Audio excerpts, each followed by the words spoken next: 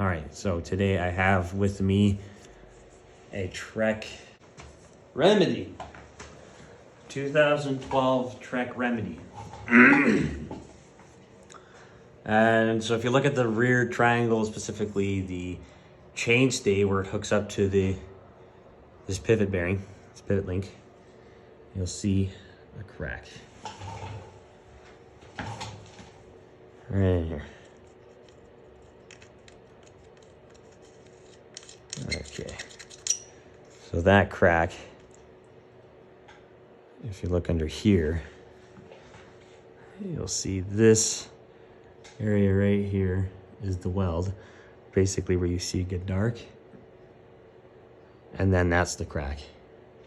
Now, for me, if I were to do a repair and it's on a weld, I wouldn't do that because ethically speaking, okay, sure, I might patch up where it's cracked on a weld. But what about the integrity of the entire weld, because that's manufactured? Well, then the chance of it being porous or weak at another point in the weld is pretty high. So if I get it strong here, well, then I've just made this end of the potentially weak weld susceptible to a crack. So we'll do it. Awesome. So I have the bottom half of the rear triangle as you would see it from drive side. This guy's coming out. There it is. All right, so what we want to do as much as we can is surface prep.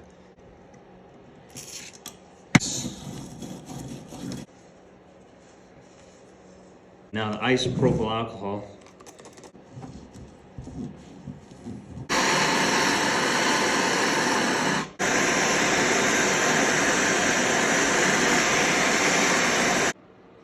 so it's all done.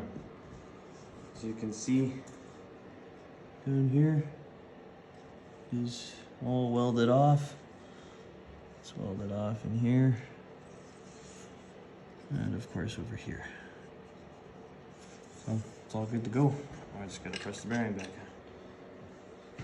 Right, well, it's all put back together. I had to basically redo the drivetrain. I had to change railer, all the stuff of the rear triangle off, as well as the cranks, so I could access that pivot axle, that pivot bolt or whatever.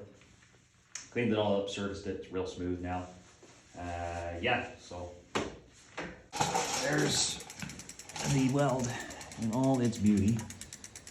Smooth, continuous, joined, strong. Sad story about the paint, but no, doesn't look too bad. So. All right, for its inaugural test, we're gonna do some pretty rough stuff.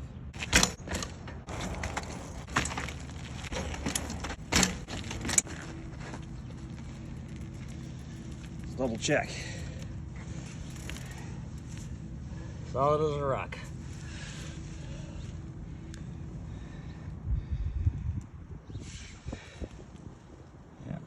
Good to go.